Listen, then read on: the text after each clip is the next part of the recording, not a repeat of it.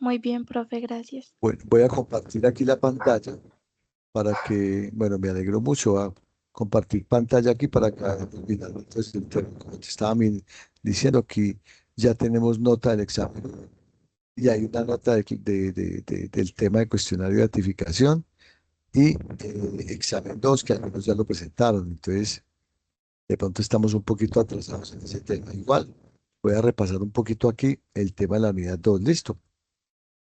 Vamos a ver acá. Entonces, ¿tú ya viste el video del base de datos MongoDB o no? Este video. Sí, y lo descargué. Pues Ah, lo dejé bueno, listo descargado. perfecto. Entonces, ahorita vamos a trabajar un poquito de MongoDB. Voy a mirar entonces esta base de datos SQL. Vamos a mirar esta diapositiva y vamos a hablar sobre ella. Listo. Entonces, aquí nos muestra este tema.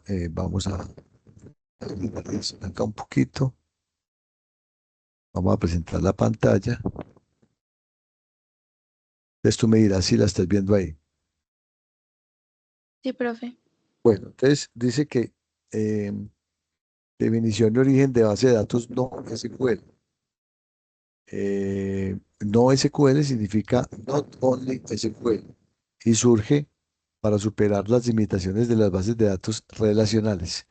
¿Cuáles son esas limitaciones? Que, por ejemplo, en bases de datos relacionales los datos son estructurados. No sé si tú tuviste bases de datos el semestre pasado.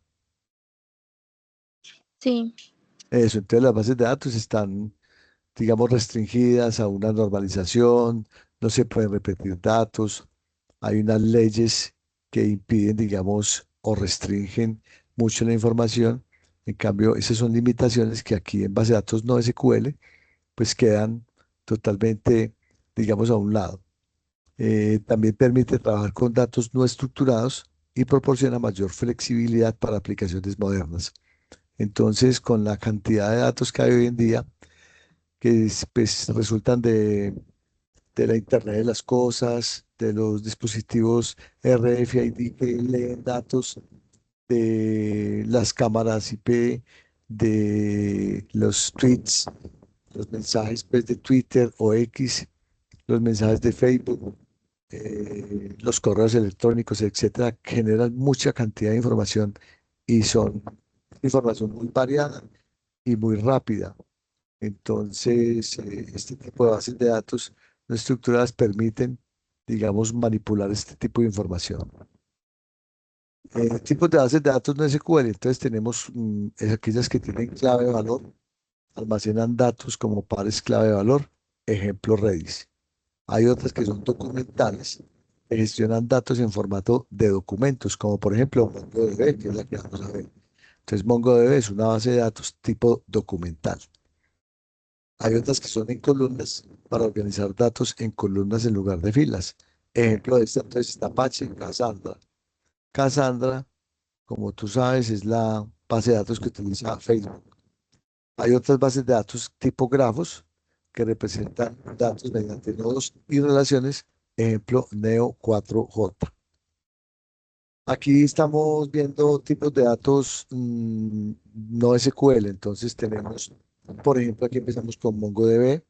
Está Cassandra, Redis, Amazon Web Service y CouchDB. Entonces, estas son, digamos, como algunas de las principales bases de datos no SQL que existen en el mercado. Aquí tenemos otra gráfica, base de datos no SQL. Esta es una información que tomé de esta página llamada Editing, que es una página de, de YouTube, donde también muestra mucha información al respecto. Así que las bases de datos de SQL priorizan velocidad sobre integridad de datos y permiten redundancia para agilizar las consultas. Se clasifican en documentales, MongoDB, clave de valor como DynamoDB y grafos como Neo4j, lo que estábamos hablando ahorita, ¿cierto? Entonces mira lo que dice acá. Priorizan la velocidad sobre la integridad de datos. Permiten redundancias para agilizar las consultas. En una base de datos relacional, esto pues no se puede porque existen unas leyes que no permiten este tipo de informaciones. Ventajas de no SQL, entonces tenemos escalabilidad horizontal. Eso quiere decir que Se pueden las bases de datos crecer de forma horizontal en computadores que están, digamos, almacenados en diferentes partes del mundo. Se puede distribuir la carga en múltiples servidores. Flexibilidad de esquema permite almacenar datos sin estructura fija. Alto rendimiento, optimizada para operaciones rápidas de lectura y escritura, lo que yo te decía, con tanta, digamos, variedad y cantidad de información. Entonces, las bases de datos están optimizadas para hacer unas operaciones muy rápidas de lectura y escritura. Desventajas de las bases de datos no SQL, entonces, consistencia eventual, los datos no siempre están actualizados inmediatamente en todos los nodos, falta de estándares, no existe lenguaje universal como SQL, sin embargo, hay un lenguaje que, digamos, permite tener alguna lectura y unos modelos básicos digamos, de el CRUD, que es Update, Delete, Select y el borrado. Faltan estándares, bueno, herramientas limitadas, menor disponibilidad de herramientas maduras para gestión y monitoreo. Eso es cierto. Casos de uso de no SQL, entonces aplicaciones grandes, volúmenes de datos, redes sociales, plataformas de streaming. Por ejemplo, una plataforma de streaming que conocemos se llama Netflix. También hay HBO, que son películas que pueden estar en línea, entonces manejan mucha cantidad de información. Datos no estructurados, datos en formatos flexibles como JSON o XML, que es el formato que vimos, o que no sé si viste el video o la diapositiva de JSON. Sistemas que requieren alta disponibilidad, aplicaciones críticas que necesitan tolerancia a fallos. Arquitectura de Big Data y no SQL. Entonces, capas de arquitectura de Big Data, análisis, gestión y almacenamiento. Importancia de no SQL. Entonces, manejo eficiente de grandes volúmenes de datos diversos, lo que te contaba, porque se puede manejar datos, digamos, de videos, de archivos de texto, de correos electrónicos, de mensajes, de discos, de audios, de videos, etcétera. Bases de datos como MongoDB y Cassandra son clave en sistemas distribuidos. ¿Qué es un sistema distribuido? Lo que decíamos, que tú puedes tener información en múltiples servidores y de forma horizontal, es decir, en un computador una cosa, en otro otra y así, y todo está unido y distribuido horizontalmente, o sea que puedes crecer en un disco duro tener una información, en otro otra y así, y eso se va distribuyendo. Trabajo para la próxima clase. Dice aquí, investigar los siguientes temas, presentar trabajos, diapositivas y exponer en clase. Grupos de tres, diapositivas de tres personas máximo. Fecha de entrega, bueno, aquí dice que es datificación y datos en organizaciones y empresas. Sería como este tema para la unidad 2. Pues obviamente aquí no vamos a hacer trabajo en grupo, sino que lo hacemos pues individual, que es datificación y datos en organizaciones y empresas. ¿Listo? Aquí están digamos, el tema de la webgrafía, que aquí puedes investigar también mucha información que puede servir para el trabajo. Y hasta aquí llegamos con esta diapositiva. ¿Alguna duda hasta ahí? Profe, el formato de las preguntas en un archivo Word. El formato de las preguntas sería muy bueno O que este lo... no pide, es que en la tarea pide trabajo de datificación de la investigación, Sí, datificación y datos en organizaciones y empresas. Esa sería la sí, investigación ujú, en una sí. presentación. Pero también dice que unas preguntas. ¿Eso está aquí en base de datos no SQL o en qué trabajo está ese? Ah, aquí En trabajo. la unidad 2 trabajo, ajá. Mire, lo que dice acá, el cuestionario debe tener de 5 a 10 preguntas en unidad 2 y en MongoDB. Debe contener 4 respuestas con una sola respuesta verdadera. El trabajo lo presenta en un archivo Word y no es necesario que tenga normas APA. Entonces, si quieren, les hago acá una modificación para que me muestren entonces este archivo de la siguiente manera. Lo muestran en formato ICANN. Y de una vez con eso Son, aprendemos qué es el formato ICANN. Déjame yo coloco acá para que tú tengas una claridad en este tema.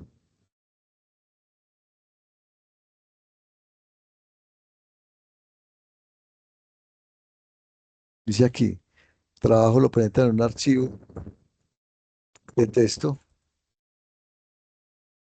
tipo asterisco txt,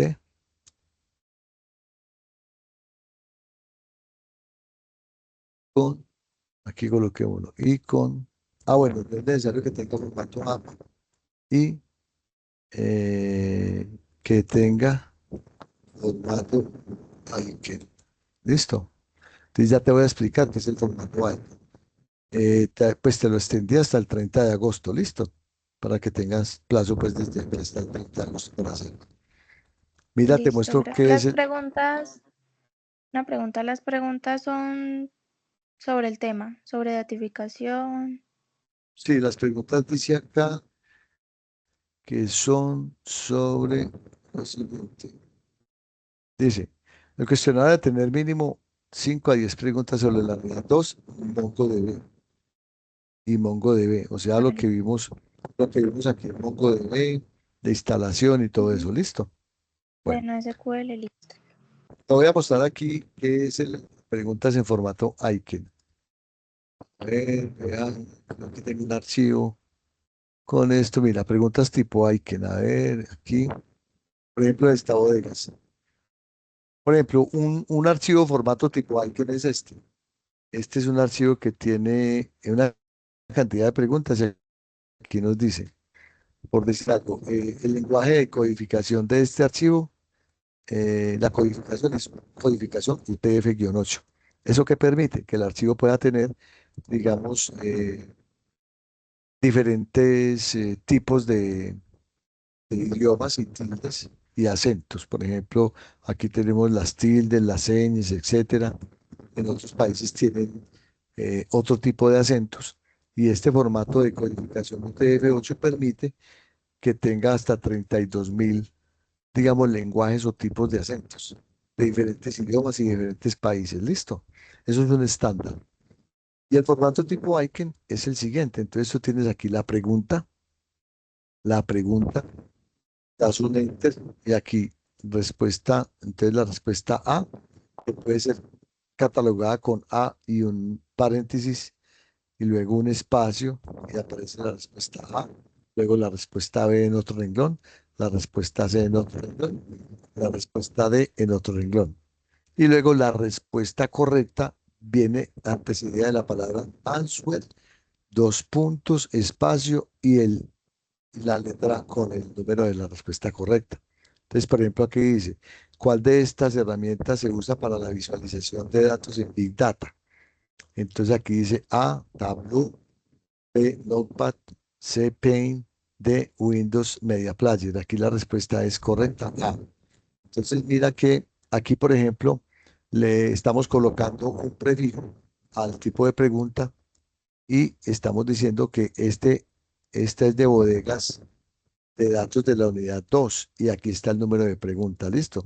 Entonces tenemos 67, 68, 69 preguntas salieron en este momento, aquí para arriba hay más. Entonces quería pues mostrarte el tipo de formato ICANN para que ustedes aprendan a hacerlo. Este tipo de formato es el que se utiliza para después cargar en plataformas como esta, que se llama Moodle, que es digamos, el sistema que tiene la plataforma María Caro Virtual de la universidad. Está en un formato tipo Moodle, que es un sistema que maneja este tipo de, digamos, ambientes educativos. Después, cuando vamos a generar el examen, simplemente vamos al banco de preguntas de este sistema Moodle y seleccionamos las preguntas que vamos a hacer. Listo. Aquí, ¿qué nos diferencia este tipo de prefijo? Que digamos, cuando es de la unidad 1 es este, U1. Cuando es de la unidad 2 entonces decimos U2 y así sucesivamente. Si es, por ejemplo, acá, yo no sé por qué quedó este con U2, debería ser U1, ¿cierto? Todas están en la unidad 1. Por ejemplo, ¿cuál de las siguientes bases de datos es de tipo no SQL y se usan en Big Data? Entonces, A, MySQL, B, MongoDB, C, Microsoft Access, D, Oracle SQL. Respuesta, B, MongoDB. Listo. Ya te quedó claro entonces lo que es formato ICANN. Sí, profe. Bueno, muy bien. Solo estás tú en clase, porque las otras no están, no importa. Sí, solo estoy yo. Pero no importa, igual vamos más rápido así. Entonces, bueno, tú te hiciste entonces, descargaste la base de datos, ¿cierto? Aquí está la base de datos, descarga, instalación y puesta en marcha la base de datos, ¿de acuerdo? Aquí dice que Sí, ya. aquí hay un tema de base de datos, entonces vamos a mirar acá, voy a dar inicio y aquí voy a colocar MongoDB y aquí me aparece MongoDB Compass. No sé si tú ya tienes instalado el Compass, este. En el video explicaba hasta aquí y hasta la conexión inicial. Este ya la tienes tú, base de Sí, datos de profe, MongoDB. yo, Eh, sí, y ya tienes la conexión, ¿cierto? Entonces vamos a abrir aquí esta conexión, vamos a conectar acá. Yo aquí tengo conexión 2. Aquí me aparecen las bases de datos que yo tengo instaladas. ¿De acuerdo? En este caso, yo tengo una base de datos ejemplo. Voy a dar clic aquí en la pestañita para que se abra la base de datos y hay una colección que se llama, una base de datos que se llama usuarios. ¿Sí ves? Entonces aquí en usuarios me aparecen todas estas, digamos, como los registros de esta base de datos que se llaman, en este caso, están los registros de la base de datos. Tengo en este momento solamente cuatro. Sí, ok, aquí estamos viendo de forma gráfica este tema de la base de datos. Tú lo tienes ahí abierto en tu computador. Si quieres lo vas profe, abriendo en y este mirando. momento no tengo disponible el computador. Ah, bueno, perfecto. Entonces, pues podemos guiarnos después por el video y tú vas viendo Ujú. acá, listo. Sí, Entonces, vamos a mirar aquí la forma de visualizar aquí este tipo de datos. Por acá en Mariacano Virtual había una página donde creo que está en la unidad 3 donde nos habla de este tipo de comandos. Esta es una página que yo les dejé ahí. Aquí aparece un video de MongoDB, aquí aparece, digamos, la forma como se instala MongoDB, que era la edición de la comunidad, registro en la base de datos, aquí está Atlas. Esto es pues para base de datos en la nube, ¿cierto? Aquí aparece cómo crear la colección. ¿Te acuerdas que tuviste el formato JSON? Sí, hiciste ese ejemplo de las diapositivas de JSON. Básicamente lo que nos dice acá es que un objeto JSON es un objeto que tiene, digamos, los siguientes elementos. Abre y cierra con una llave, ¿cierto? Abre y cierra con una llave. Y luego, dentro de cada uno de los objetos aparece, digamos, los objetos clave de valor. Entonces, por ejemplo, aquí nos dice que, digamos, en este campo tiene diferentes, en estos registros tiene diferentes campos. Por decir algo, tiene el teléfono y este teléfono tiene eh, dos tipos, que es un tipo string y tiene una descripción, ¿cierto? Aquí te van a decir un email, que es otro campo que tiene un registro de un tipo de string y un patrón de MongoDB. Aquí aparece la descripción y este es el tipo de información. Aquí aparece, digamos, para crear, aquí aparece para crear vamos a decir, un documento. Vamos a mirar un objeto que yo tengo acá con unos temas para el tema de base de datos. A ver dónde lo tengo.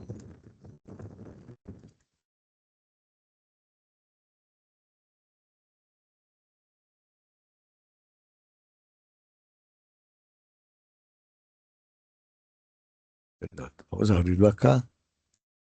Yo lo tengo acá, base de datos, bueno, comandos, MongoDB. Listo, aquí está.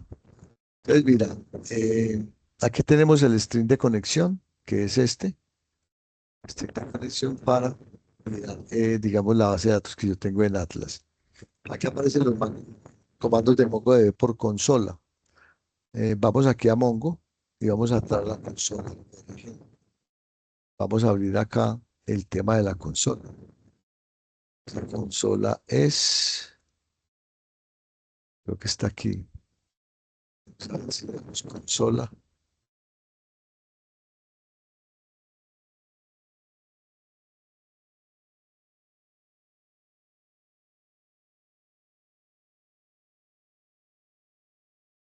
Mírala aquí, se llama MongoDB Shell. Esta es la consola. Aquí en este caso nos encontramos en la base de datos usuarios y aquí aparece el campo find. Entonces, este find, cuando yo le doy enter, bueno, aquí entro a test. Vamos a cambiar esta base de datos. ¿Cómo lo cambiamos? Para cambiarse a otra base de datos, pues el nombre de y enter. Entonces aquí vamos a decir usuarios,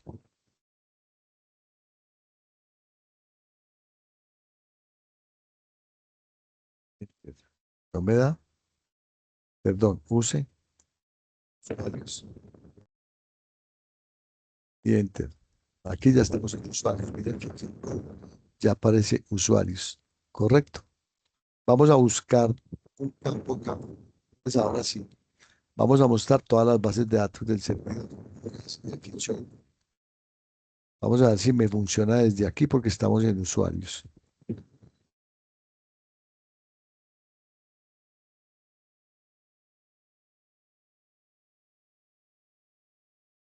Show DBS. Vamos a enter y aquí aparece. Hay una que se llama admin, es la que tenemos acá. Hay una que se llama config, dev, e-commerce, por ejemplo, dos local y prueba OpenDoc. Aquí nos aparece lo mismo que aparece acá en esta ventanita a la izquierda. ¿Listo? Es como el árbol.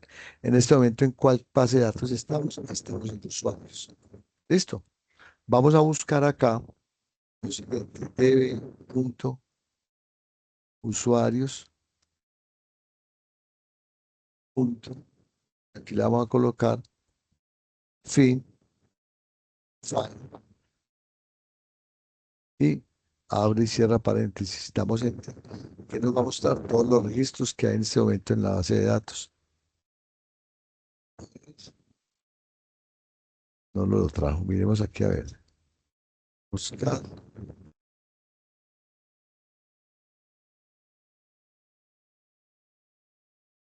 En teoría los debería buscar. Mira, aquí trae todos los registros de la base de datos de usuarios. Nosotros le dijimos dbusuarios.find, ¿cierto? Entonces, punto query. ¿Qué nos trae? Ah, ya nos trajo aquí una información. Es que nos trae acá. Nos trae esta información sobre el tipo de búsqueda que estamos haciendo acá. Entonces, usuarios, según eso, no tiene nada. Veamos acá en la base de datos usuarios. En teoría sí tiene. Debe tener estos cuatro. Entonces, ¿por qué no me trae la información? Tiene uno, dos, tres y cuatro usuarios. Veamos acá. Esta es la C, usuarios. No es que hay otra que llame usuarios, no.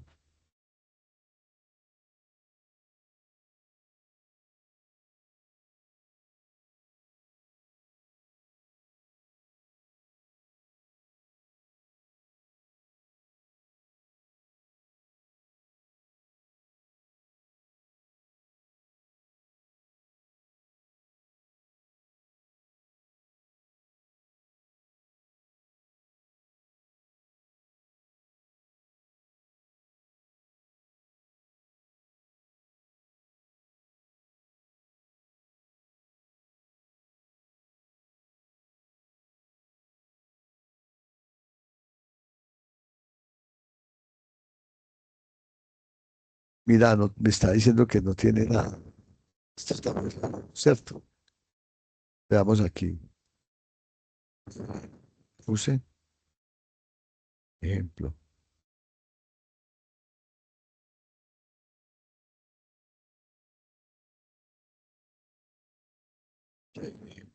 Ejemplo, no hay nada. Vamos a entrar a usuarios. Use ejemplo.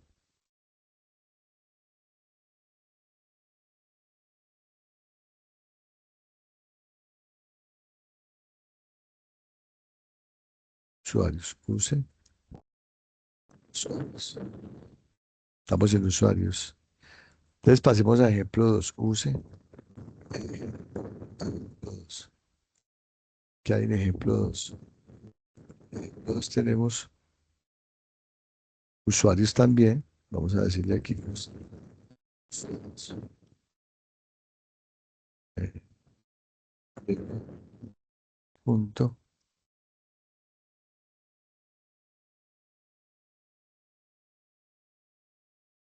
Ejemplo 2 punto usuarios. A ver,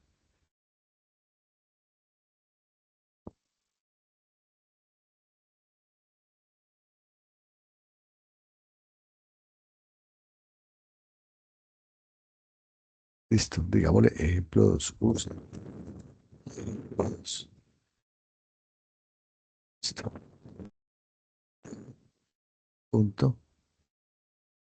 Ejemplo 2. O sea, ¿qué tiene aquí? En ejemplo 2 deberían haber todas estas bases de datos, todas estas tablas. Sí, está. Miramos aquí a ver qué es lo que pasa. O sea, visualizar con un formato bonito para listar uno. Digamos que nos traiga información de este usuario. Nombre César. Aquí en este. ¿No? Usuarios.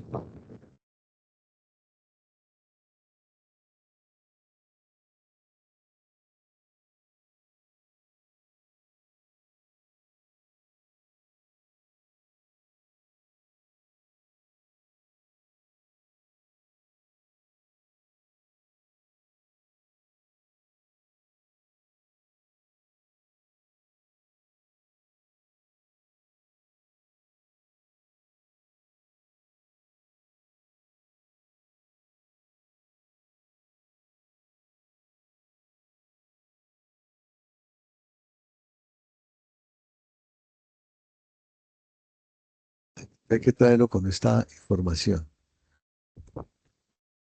Find, find one. Y aquí dentro de este lo trabajamos este, con una llave. Hombre, César, ¿qué más nos dice? No va a ser nombre igual. Entonces acá me está preguntando qué nombre debe ser un campo. Dice que está nulo. Muy raro porque aquí no tiene en usuarios. De ejemplo 2 aquí aparece nombre. Y mira, no aparece César. Es correcto. Pero si le decimos que nos traiga Juan,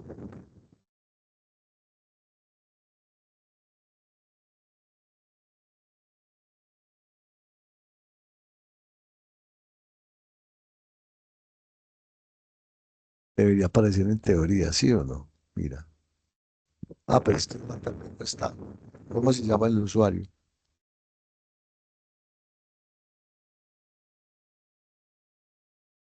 Base de datos ejemplo 2 los usuarios. Debería ser este Juan, ¿cierto? Juan Díaz. Aquí tenemos la base de datos ejemplo 2.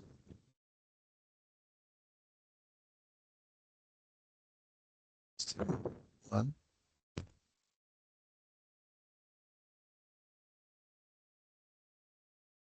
En teoría no debería aparecer así. Veamos aquí. Entonces, busquémosla por acá. Y en la próxima te muestro cómo la hacemos por consola, ¿de acuerdo? Aquí tenemos esta base de datos ejemplo 2 y usuarios. Aquí nos aparecen los registros que tenemos en el usuario. ¿Sí? Vamos a, digamos, a agregar un registro nuevo, por decir algo. Vamos a decirle acá, data, eh, insertar un documento o importar un JSON. Vamos a decirle acá que vamos a importar un JSON. Por aquí debo tener el archivo JSON. Esto lo debo tener por aquí. en, vamos a ver, aquí, documentos, creo, documentos. Vamos a ver si tengo por aquí JSON, JSON. Aquí tengo contactos. Vamos a seleccionar. Aquí dice ejemplos de usuarios que lo vamos a importar. Listo, aquí importó el documento. Ese documento JSON, que acabamos de ver documentos, te lo voy a mostrar acá. Documentos JSON. Y este archivo tiene los siguientes elementos. Vamos a abrirlo acá con este Visual Studio Code. Mira, tiene este que se llama Pepito Pérez, que tiene de 30, activo true, dirección, teléfono tiene dos teléfonos, tiene perro, tiene cónyuge, tiene otro campo, otro registro que se llama María Ramos, que es 25, activo, false o false, dirección, teléfono, tiene dos teléfonos, perros, tiene dos, uno se llama Fido y el otro se llama Rex, raza labrador y raza pastor alemán. Tiene un cónyuge llamado Juan Gómez, edad 27. Aquí hay otro registro, Carlos Ruiz. Aquí hay otro registro, Luisa Fernández. Y aquí hay otro registro, Jorge Martínez. Listo. Tenemos tres registros. Volvamos acá a JSON. Entonces, originalmente teníamos a Juan Díaz, a Pedro, a Oliva, ¿cierto? Vamos a ver qué más tenemos. Ya lo importó en esta tabla. Entonces, vamos a actualizar para mirar cómo tenemos esta información de usuarios.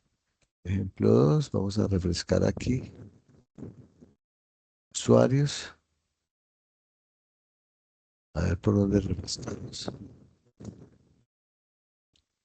Bien, debe estar.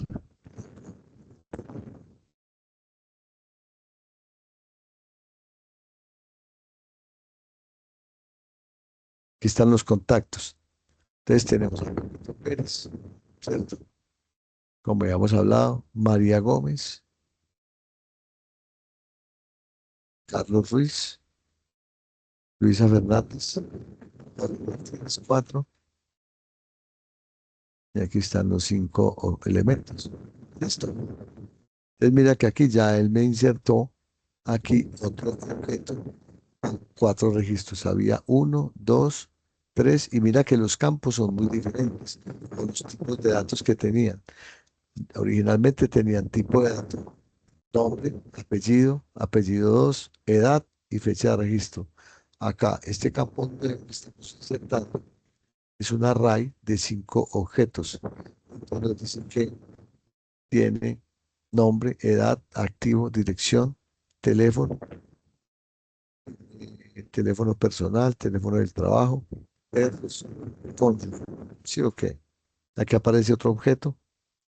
Entonces mira que en una base de datos de MongoDB podemos tener diferentes elementos, ¿cierto? O diferentes tipos de cantidad de información que tenga y no importa que uno tenga más o que uno tenga menos campos en el registro. Él no tiene ese tema de restricciones como lo tienen las bases de datos o las bases de datos relacionales, ¿de acuerdo? Hasta aquí tienes alguna duda. No, profe, todo claro. Bueno, muy bien. ¿Tú ya manejabas este tipo de bases de datos o no? El año pasado me explicaron un poco en programación móvil, pero no mucho, la verdad. Sí, esto más que todo se utiliza para este tipo de programaciones y ese tipo de cosas y para hacer algo que se llama APIs. Entonces manejan este tipo de formato en JSON, que es el formato que estamos trabajando actualmente para esta base de datos. Entonces así es como tú, digamos, llenas la información en base de datos. Sabemos cómo importar un archivo JSON a una base de datos MongoDB. También se puede adicionar data, digamos, directamente llenando el registro. Aquí está para exportar data, es para exportar, digamos, la colección o para exportar un query. Aquí está para actualizar, digamos, un campo. y aquí está para listo. Esa información la tenemos acá en el archivo que ya te había mostrado, que es este. Entonces aquí tenemos el CRUD, entonces dice que para crear, entonces aquí crea la colección y de una vez inserta un registro. Con este insert one, inserta un registro. En este caso está insertando, digamos, un registro que tiene nombre, digamos, tiene clave de valor, nombre, Navi, edad 25, aquí inserto un nuevo documento. O sea, un documento es un registro. Y aquí vamos a insertar múltiples documentos, es decir, múltiples registros. Aquí ves que tiene nombre Navi, edad 25, el nombre Alice, edad 30 y así. Aquí está insertando dos registros, pero ya más de uno es múltiple. Para leer un registro, entonces, aquí, digamos, está, digamos, contando cuántas Navi hay, que tienen el nombre igual a Navi. Aquí lo está buscando con find, ¿cierto? Lo busca por Navi. Esto es para consola, ¿cierto? Comandos para consola. Acá aparece el comando update. En el comando update aparece db.call.update. Entonces aquí está actualizando la base de datos llamada call para el campo que tenga igual a Navi. Está colocando pesos.set igual 2 puntos. Está colocando la edad a 26 para el registro que tenga el nombre igual a Navi. Entonces le está colocando edad 26. Suponemos que tenía 25 o otra edad y aquí lo está actualizando. Aquí está actualizando el campo INC. Perdón, está incrementando la edad en 1. Aquí este peso se incrementa la edad en 1. Aquí le está, digamos, quitando 1 a la edad. Esta es otra actualización que hace la cosa. Aquí dice que está actualizando múltiples campos que tengan lo siguiente. Que para la edad si existe, igual a true, si la edad existe, entonces le va a colocar edad 0 a todos los campos que tengan edad. No sé si entendiste este comando. Mira, aquí nos dice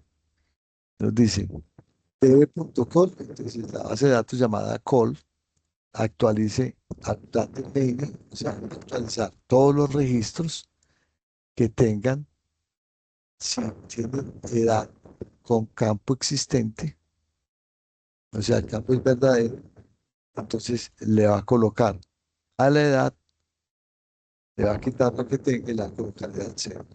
Listo.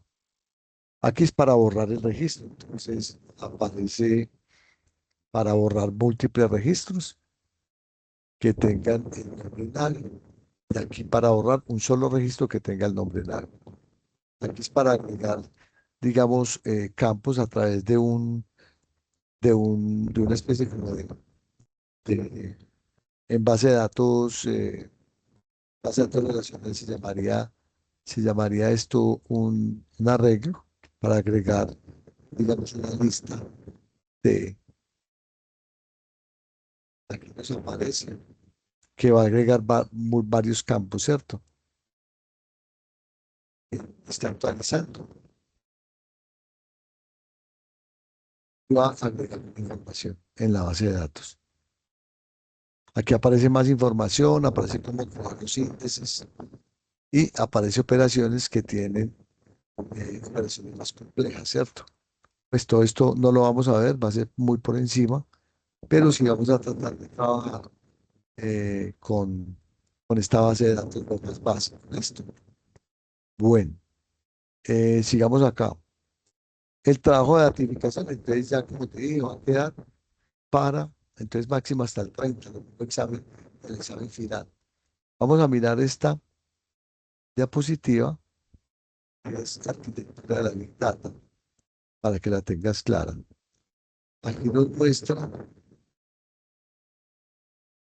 definición, conceptos y tipos. Entonces, dice, la arquitectura de la Big Data se refiere al conjunto de tecnologías, procesos y recursos que utilizan para la gestión, almacenaje y análisis de volúmenes de datos muy grandes. Estos no pueden gestionarse por la vía tradicional con herramientas de Big Data o software común, puesto que los datos provienen además de diversas fuentes y se encuentran en múltiples formatos. Para poder realizar dichas tareas, se sirve de componentes como el almacenamiento distribuido, el procesamiento paralelo o las herramientas de análisis avanzado. Esto es más o menos la información que ya hemos visto al principio. Si nos vamos a los procesos de estos procesos, podemos hablar de 5 puntos básicos que son fundamentales para entender la definición de este concepto y todo lo que implica son los siguientes. Identificación de los orígenes de datos, o sea, de dónde proviene la información, obtención de los datos, cómo la vamos a obtener, almacenamiento de datos, dónde la vamos a guardar, digamos en un data warehouse o en un data lake, tratamiento de los datos, qué tipo de transformación le vamos a dar a los datos y luego qué vamos a hacer con esa información transformada, utilización de los datos resultantes de todos estos datos. En cuanto a las características de la arquitectura de Big Data, lo más relevantes son las que tenemos a continuación. Tolerancia a fallos, el diseño de la infraestructura permite que el sistema siempre se mantenga en funcionamiento, incluso cuando se producen algunos fallos o errores. Si bien algunos procesos o áreas pueden ver afectados temporalmente, no repercute en la totalidad del sistema. O sea que un sistema de Big Data puede tener tolerancia a fallos. Escalabilidad, que implica que a medida que se incrementa el volumen de datos, se puedan aumentar también con facilidad las capacidades de procesamiento y almacenamiento de datos. Yo te pregunto algo. ¿Tú has escuchado de información en la nube? ¿Has escuchado, por ejemplo, AWS, Amazon Web Service o, o Azure, Microsoft? Sí, profe. Eso. Entonces, ellos tienen un servicio, también Google Cloud, que digamos tú llegas y le compras una infraestructura a ellos y si tú, digamos, dentro de las cláusulas de contrato, digamos, tú le das la opción que diga autoescalable. Entonces eso significa que si en un momento determinado tu organización requiere de mayor cantidad de disco duro para almacenar, entonces él le aplica unas métricas a todo el sistema y si ve necesario que requiera más capacidad de almacenamiento, entonces él aumenta automáticamente el disco duro. Si ve que requiere, digamos, más capacidad de procesador, entonces le aumenta, digamos, procesadores. Si ve que requiere más memoria, aumenta la memoria. Y lo mismo, si ve que de pronto se necesita, digamos, ya no necesita tanta cantidad ni de disco duro, ni de memoria, ni de procesador, entonces él la va reduciendo o la va quitando de todo lo que está contratado. Y obviamente eso sube o baja los costos. Obviamente, pues siempre es más barato alquilar en la nube que tener, digamos, toda una infraestructura física en un data center. Procesamiento distribuido, entonces aquí habla de tratamiento de datos realiza entre diferentes máquinas con el objeto de mejorar tiempos de ejecución y así dotar al sistema de escalabilidad mencionada. Entonces, esto quiere decir que ellos tienen dentro de un data center varios, digamos, servidores, pero ese data center puede estar conectado a otros data centers de otras ciudades, donde también puede tener la misma disponibilidad y la misma capacidad para procesar información, de acuerdo a lo que necesite, lo que te decía antes de la escalabilidad.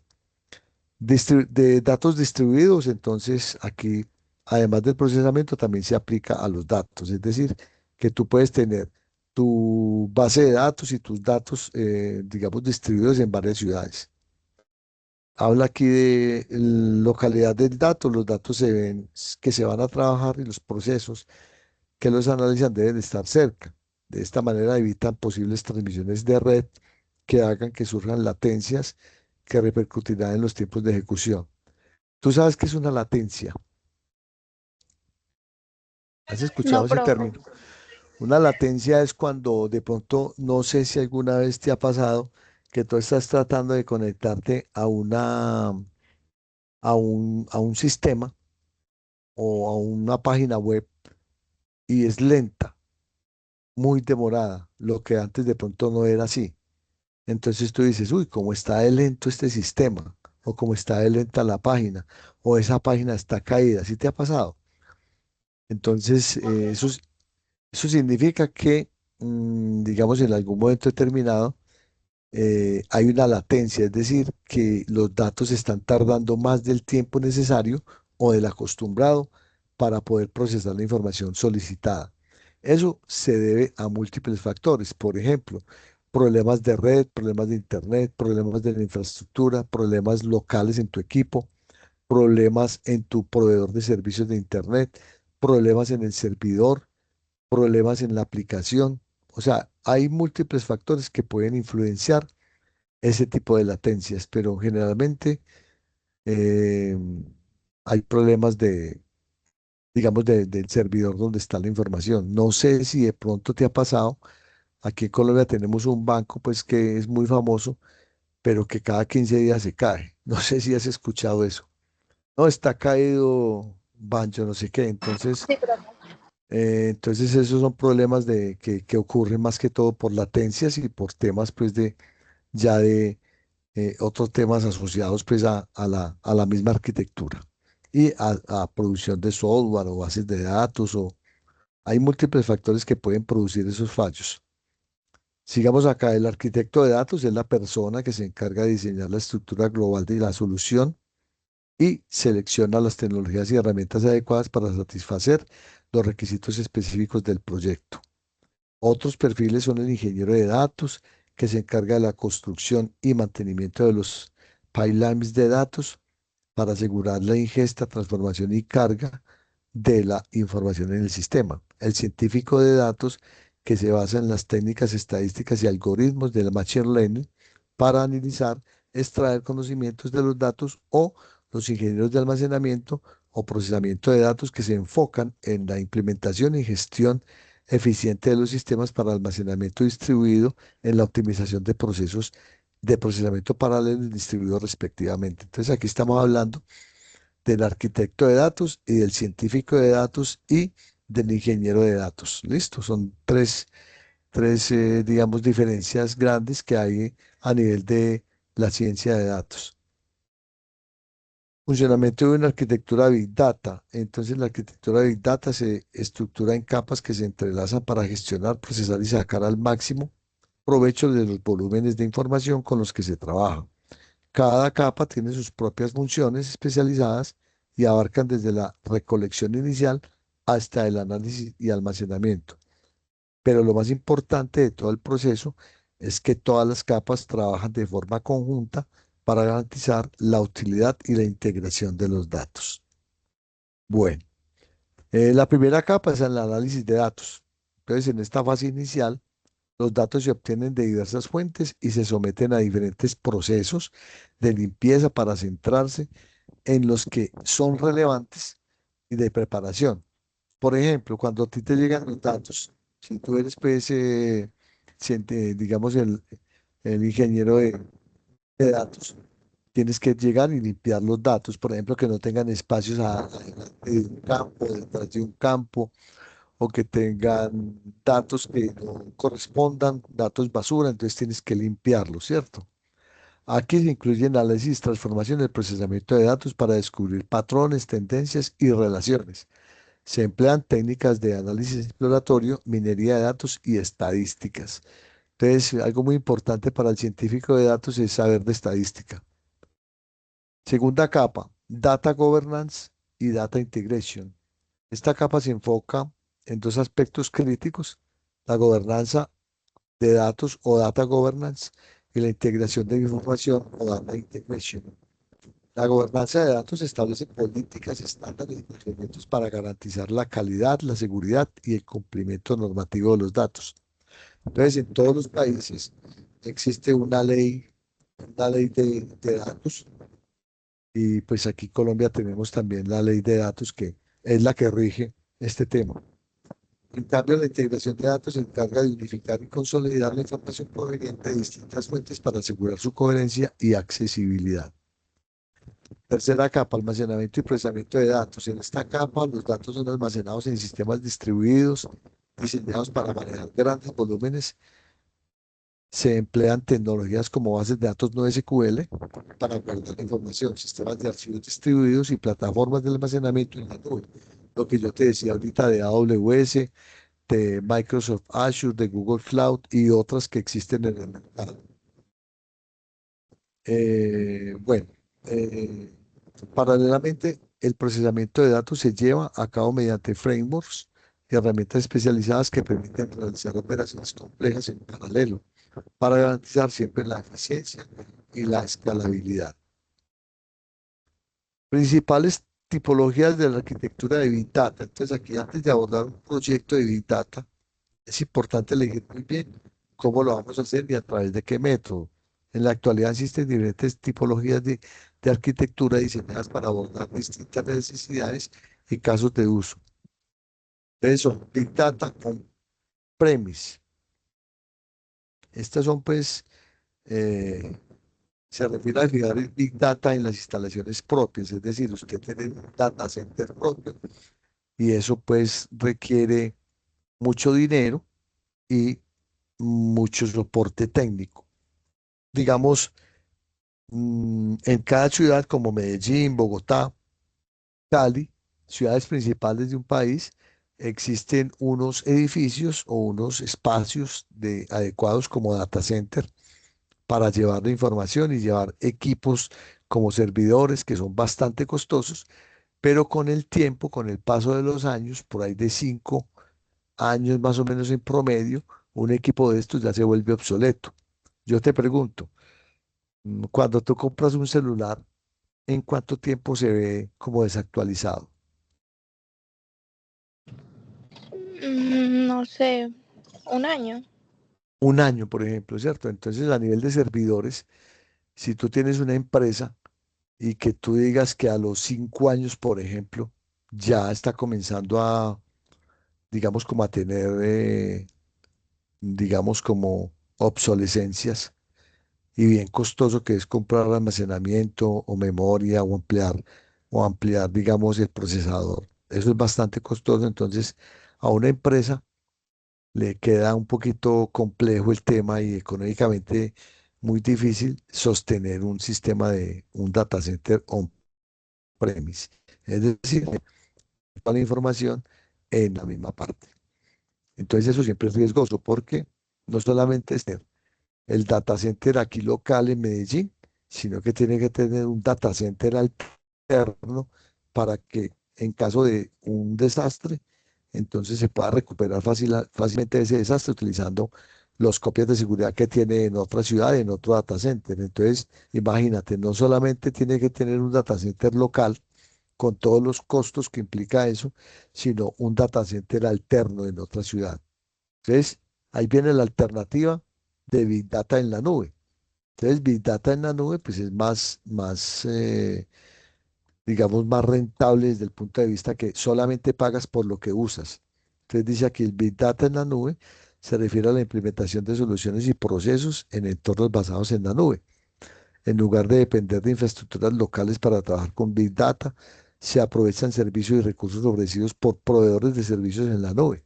Las ventajas principales son escalabilidad, lo que yo te decía, flexibilidad y accesibilidad.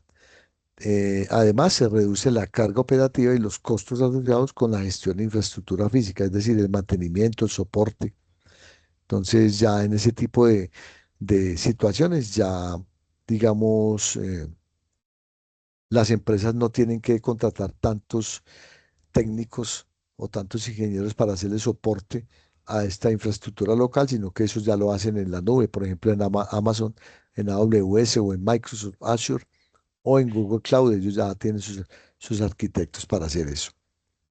Hay otro que se llama el Big Data híbrido, que son opciones que combinan los dos métodos anteriores.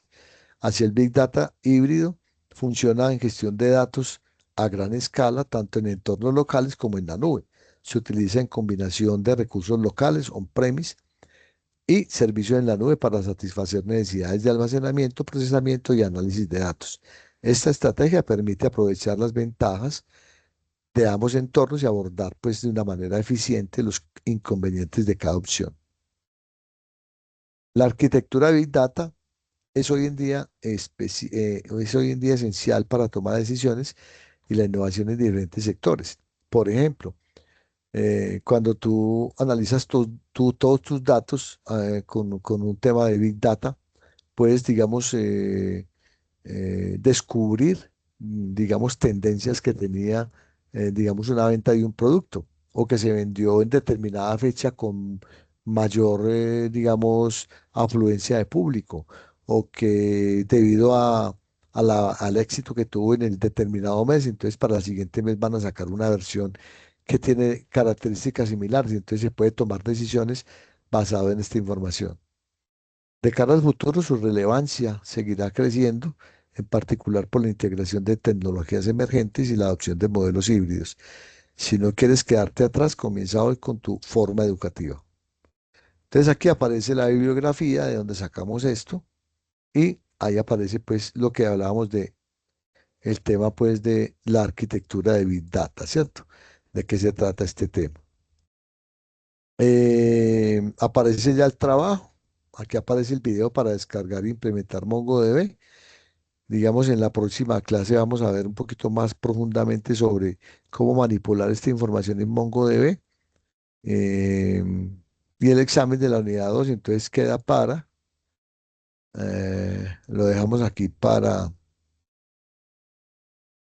el sábado 30, o sea, está entre el jueves 21 y el sábado 30 de agosto, ¿listo? Entonces, en este momento faltarían solamente para presentar el examen, sería Estefanía, Alejandro Montoya Arias y Einer Pino. Entonces, ellos faltan por presentar el examen y faltan por el trabajo que habíamos hablado, que son el trabajo de datificación y cuestionario de 10 preguntas. Listo, en tipo Aiken.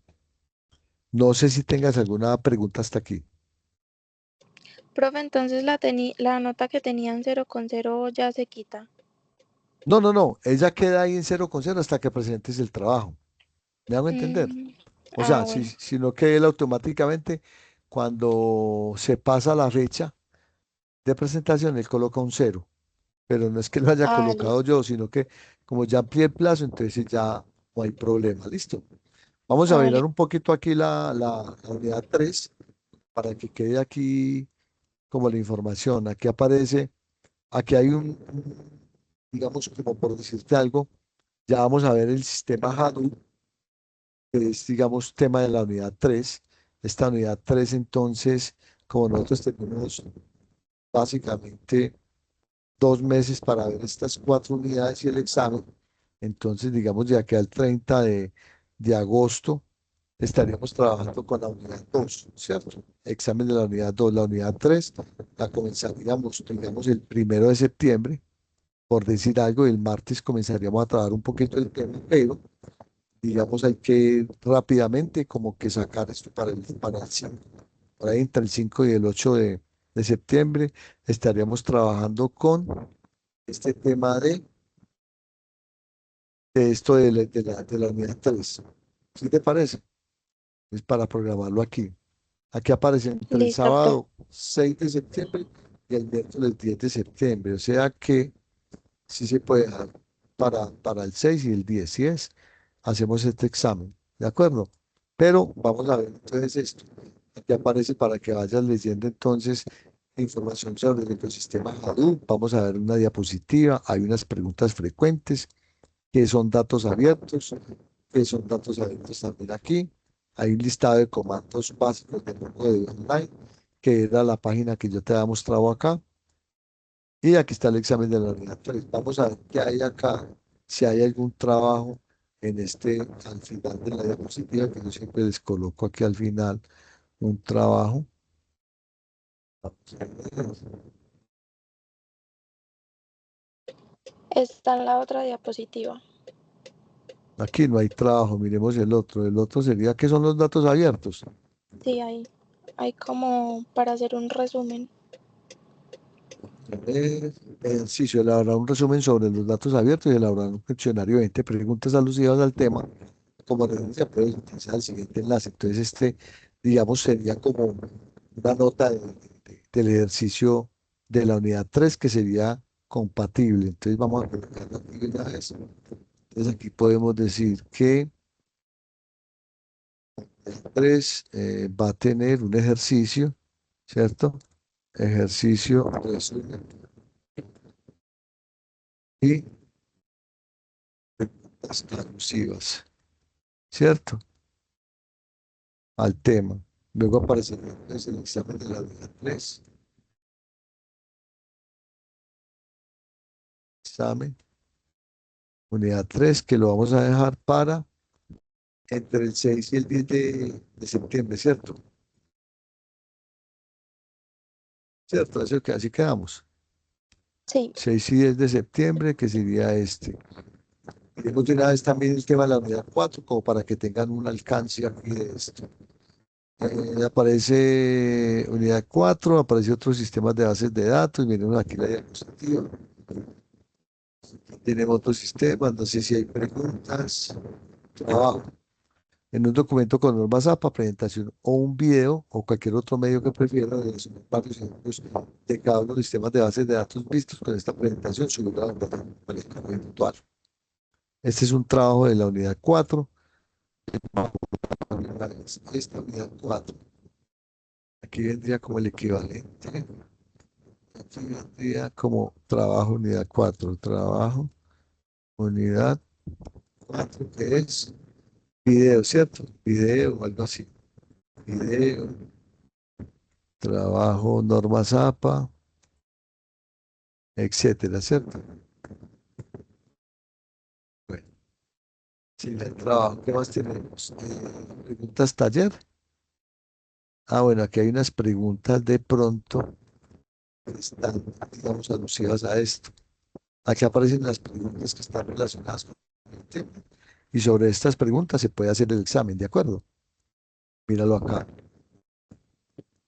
¿Qué más tenemos acá? Examen de la unidad 4. Vamos a ver para cuándo está. Dice que está para el viernes. Ah, bueno, este ya hay que cambiarlo aquí. Vamos a cambiar la fecha. Esta unidad 4.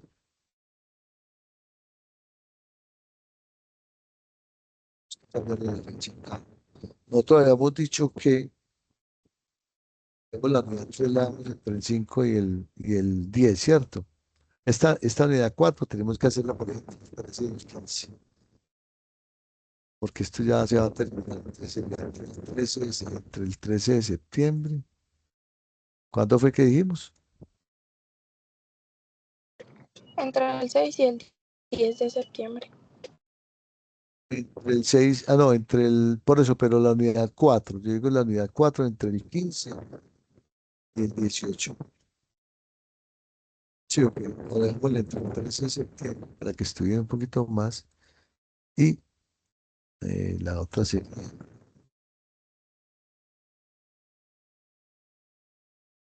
el 13 de septiembre y dejémosla hasta el 19, ¿les parece? Para que tengan pues la posibilidad de estudiar. ¿Listo? Así, guardemos y miremos el examen final. ¿Cuándo quedaría el examen final? Pues, la evaluación final, de una vez miremos la fecha de cuándo estaría el examen final.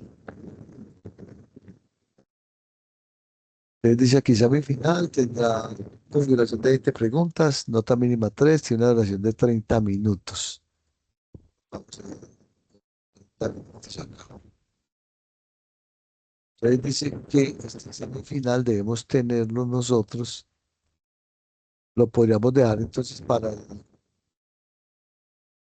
que sea por ahí entre el 20 y el 22, ¿cierto? De septiembre.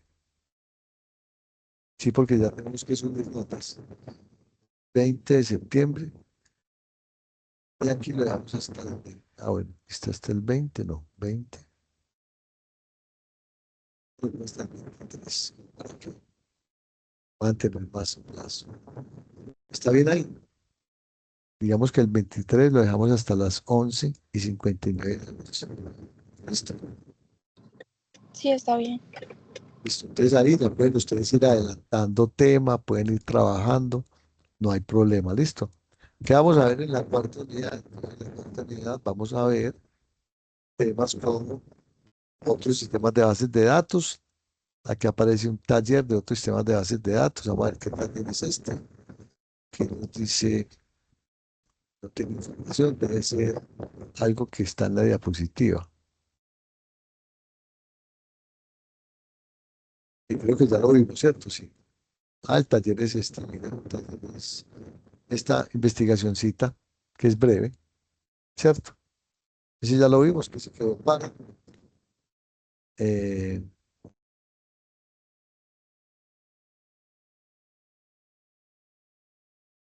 unidad 4, más APA, ¿cierto? Unidad 4, esta es la unidad 3. Y acá vamos a mirar para cuándo hay que hacer el examen, la unidad del examen final. Coloquémoslo por aquí, a ver, examen final. Examen final. Centro. Ese habíamos dicho que había quedado para qué fecha.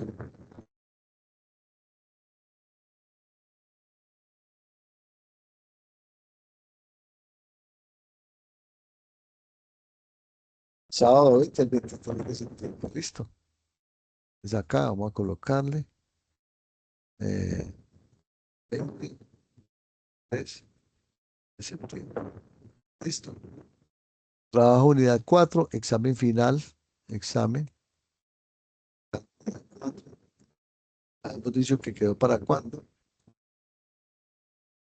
Es como para que lo van teniendo aquí en cuenta. Examen final queda para el sábado 13 al 19 de septiembre. Entonces acá vamos a colocarle del 13 al 19 de septiembre.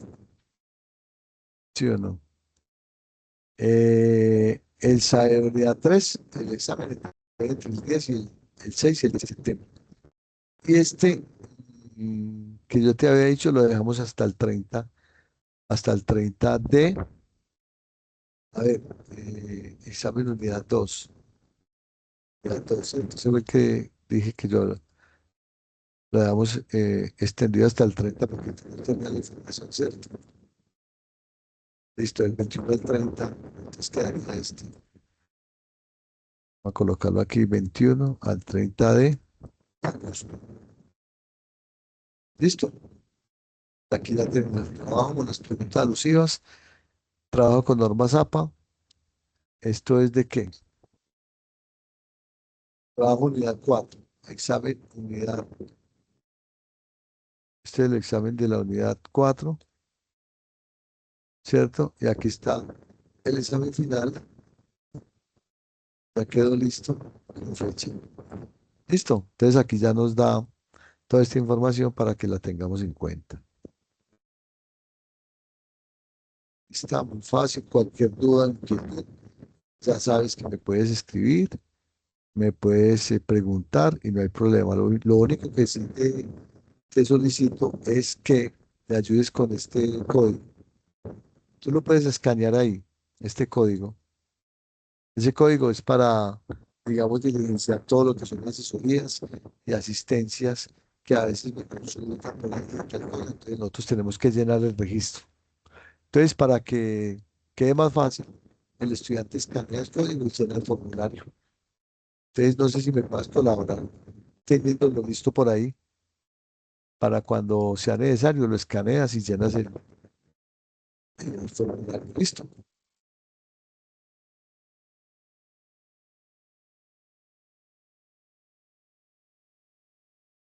Bueno, entonces, ¿hasta aquí qué dudas tienes, Estefanía?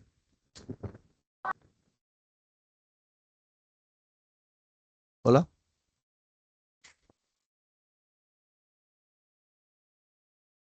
Bueno, no sé si tengas dudas o me puedes escribir por el chat si no puedes hablar. Profe, que apenas se me fue el internet, pero ya. Ah, bueno. Entonces, no, te estaba preguntando si tenías alguna duda hasta el momento. ¿Hasta dónde escuchaste? No, profe. Bueno, listo, No, me estabas perfecto. mostrando el QR. Ah, bueno, el QR. Entonces, el QR era para que lo grabaras. Era este, para que lo Sí, ya le tuvieras tomé en captura. cuenta. Es correcto. Cualquier duda, consulta. Entonces escaneas el código y me ayudas con la llenada del formulario. Listo. Entonces, no, Bueno, pues cualquier duda, entonces con gusto estaremos pendientes.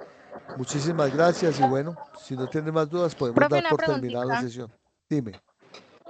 Entonces solamente sería la actividad de la unidad 2 que estaría para esta semana. Para esta semana, sí, entonces quedamos con la unidad 2 para esta semana, que es hasta el 30 de agosto, pero como te digo, tú puedes adelantar de ahí para adelante la unidad 3. Listo. ¿Listo? Sí, Unidad señor. 3 y 4 y todas de ahí para adelante puedes ir adelantando si puedes. Si no, pues esperamos la clase pues normal de la reunión sincrónica y aclaramos dudas ahí. ¿Listo? Y las Tú demás desde, actividades no se han calificado.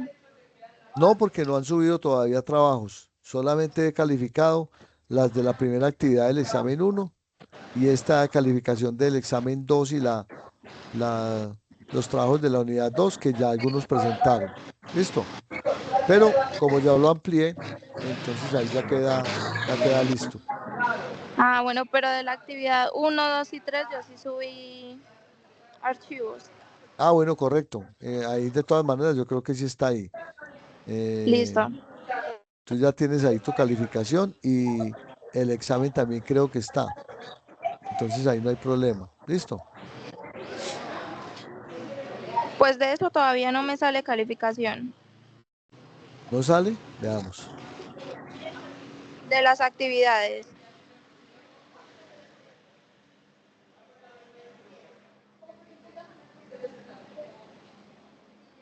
Aquí aparece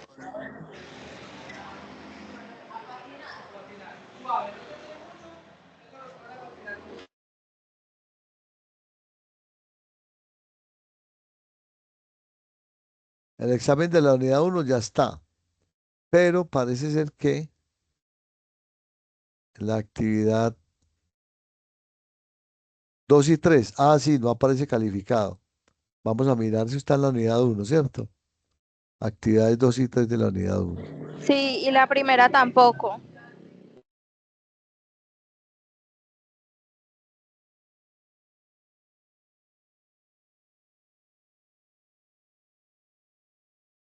Sí, no la he calificado, entonces ya la voy a calificar en este momento, ¿listo? Voy a calificarla para que la tengan en cuenta. Va a aparecer aquí, entonces aparece el mapa mental, bodega de datos. Entonces, Manuela. Entonces acá va a haber un pequeño cambio.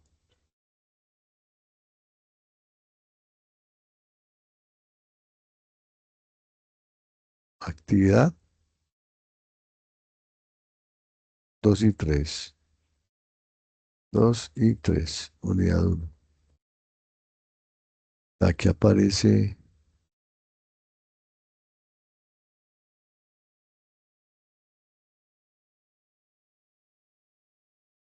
bueno,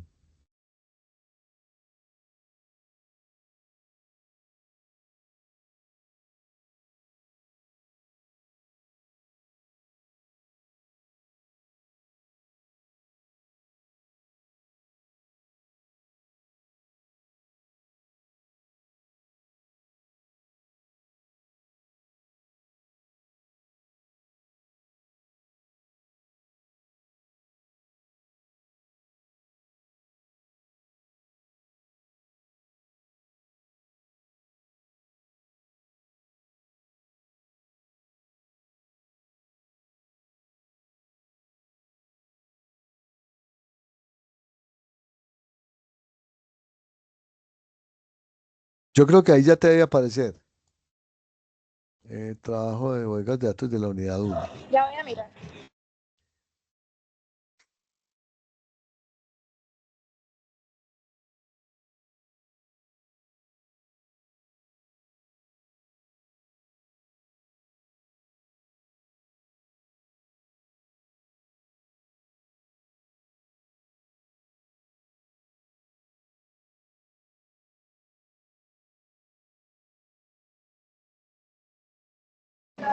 Profesor, sería una. O sea, Sí, la entrega 2 y 3. sí. Y la Vamos a, primera mi- también. vamos a mirar ya. la actividad 2 y 3. Ah, La primera. sí, la primera.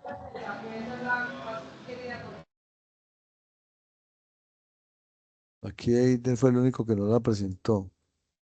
La actividad 2 y 3. Actividad uno.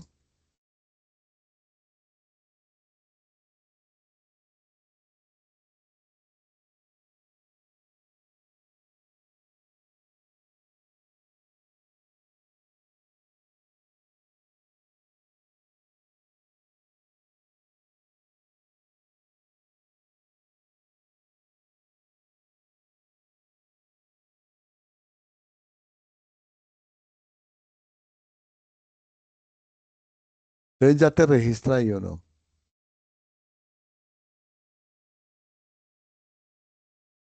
Yo creo que ya te debe registrar, ¿cierto? Todas las calificaciones de la unidad uno, por lo menos. Actividad uno. ¿Cómo? Ya te debe registrar todas las de la actividad uno, actividades clase uno y actividades 2 y 3. Ya te deben registrar lo mismo que el examen de la unidad uno. Tú presentaste el examen de la unidad uno. Sí. A ver, ¿dónde está? Sí, ahí está.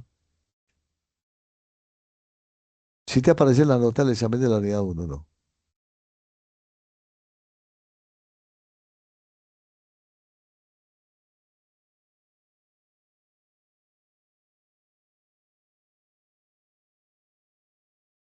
Ah, sí. Sí, ahí está. Perfecto. Sí, ahí está. Bueno, ¿qué otra duda tienes, Estefanía? No, profe, ya. Bueno, entonces quedamos Muchas pendientes. gracias. Con mucho gusto, que estés muy bien. Feliz noche. Hasta pronto. Hasta luego. Bueno, chao.